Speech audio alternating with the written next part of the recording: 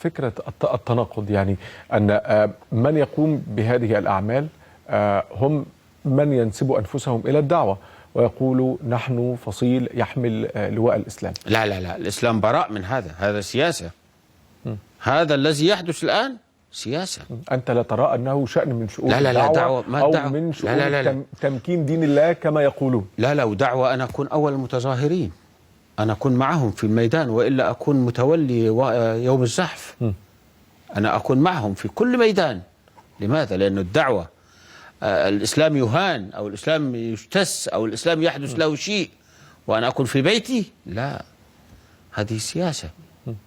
إذا حضرتك ترى أن كل هذه الأعمال سياسية؟ لا خلاف سياسي لها، وأن هذا الفصيل لا يلعب فقط من أجل مصالحه السياسية. كانت دعوة زمان، نعم كانت دعوة صحيح، لكن هذه الآن سياسة. أكون أو لا أكون، هذه أكون أو لا أكون، هذه مصالح سياسية ومكاسب سياسية، لأنه حزب بيتهاوى، دعوة بتتهاوى بفضل الآراء التي اتخذوها. لأن الله عز وجل يا أخ عمرو هقول لك على حاجة.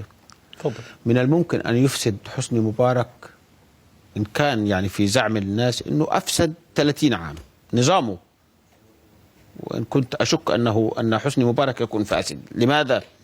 أنه رجل عسكري وقائد جيش وعاش فترته كلها، إلا أنه لما يهن ويكبر في السن ويشيخ تنتاب. أنت لما تكبر في السن لا تستطيع أن تحكم على البيت، خلاص بالتأكيد. أصبحت يعني بالتأكيد كذلك. لكن إن كان هناك ثمة فساد في النظام السابق وأمهله الله عز وجل 30 سنة سابوا، وهؤلاء الذين يتحدثون باسم الله وباسم الدعوة لم يمهلهم سنة. لماذا؟